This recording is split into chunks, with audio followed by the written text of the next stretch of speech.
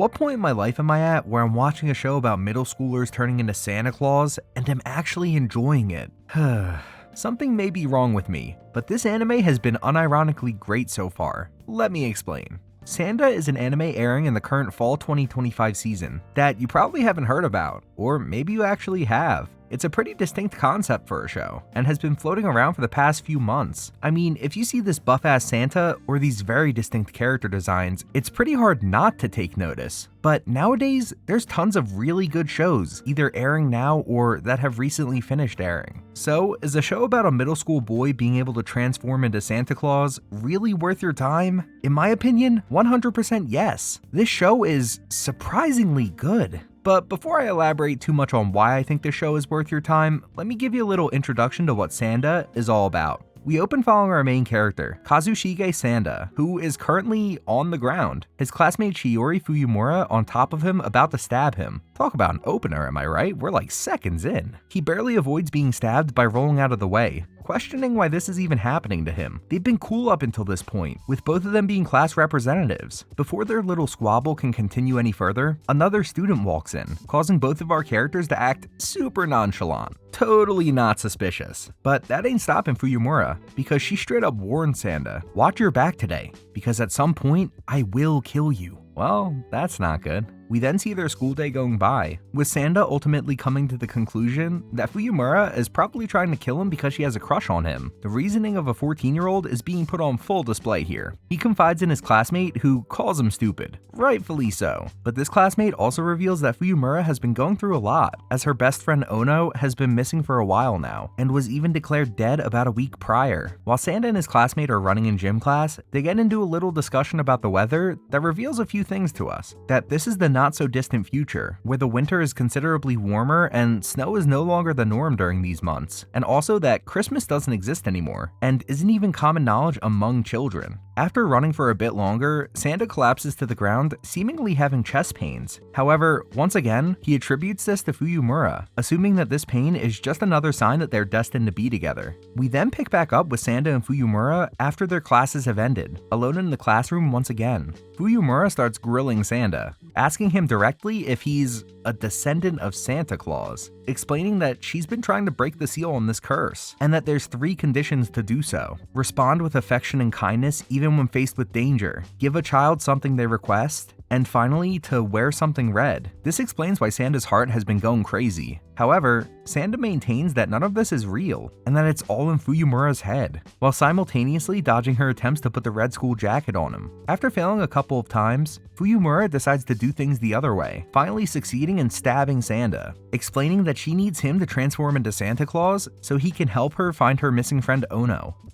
One thing though, he isn't transforming. But just when you think he won't, everything goes flying, and Sanda hits us with a couple of iconic ho-ho-hos. Sanda fully transforms into the big, buff Santa from all the promo material. And folks, we have arrived. Sanda then reveals that he was aware of his family's curse, but has no idea how Fuyumura knew how to break it. With the seal being broken now, Sanda's mind starts to get a bit muddled, having his 14-year-old thoughts and personality directly affected by the old Santa Claus thoughts and personality. Now seeing Fuyumura as not another peer, but as a child that needs his help. And as Santa Claus, he wants nothing more than to put a smile on her face. Despite his new crazy physique, it ain't all snowflakes and gumdrops though. He has old man eyesight and can't really see up close because of that. And on top of that, he's super worried that he won't revert back to his original younger self. He wants his boyish charm back, damn it. But luckily, after eating some of his favorite candy, he starts to transform back, putting his mind at ease for now. We then cut to science class, where Fuyumura decides to test Sanda's new powers in a rather extreme way.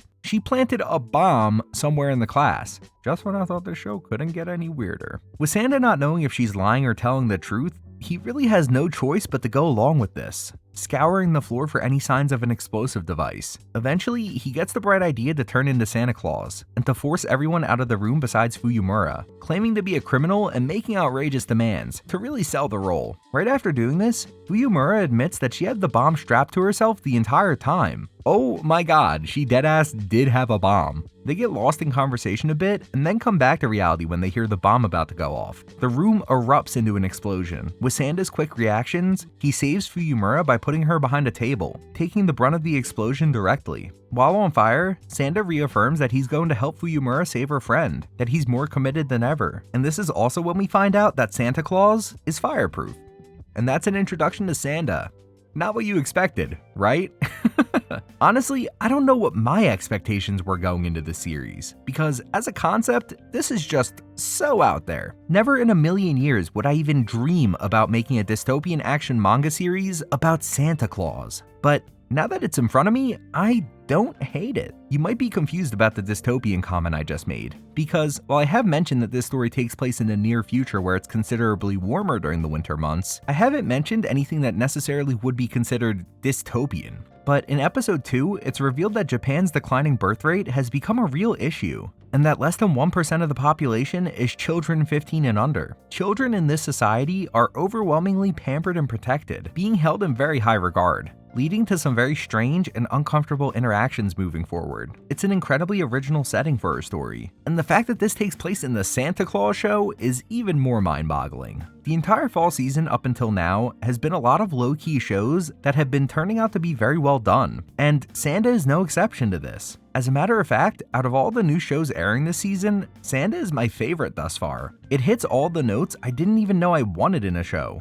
It's so campy and self-aware in its storytelling. Like they're completely aware of how ridiculous this premise is at a glance, and wholeheartedly play into it. The characters have such distinct personalities, but also feel weirdly real. It sounds strange, but when you watch a lot of anime, you get used to these young characters acting like adults. So it's kind of refreshing to see a 14-year-old character act like and have the reasoning of a 14-year-old. It's not more power fantasy slop. There's actually a plot here that's interesting to follow. It's unabashedly goofy, while still having a somewhat serious overarching plot, all taking place in a setting that allows for extremely interesting character dynamics. Never in my life did I envision myself speaking so highly about an anime based on Santa Claus. But here we are. If the show is good, I'm gonna call it good, with amazing animation and writing that actually gets you interested in the world that's being portrayed. There's a lot to love about Sanda. This show has been seriously good so far, and you would be doing yourself a disservice by not checking it out. So please, do yourself a favor and give the show a shot. You won't be disappointed.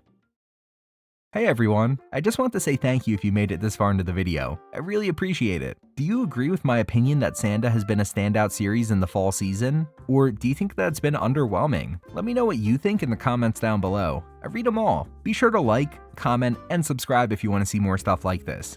And as always, have a great day.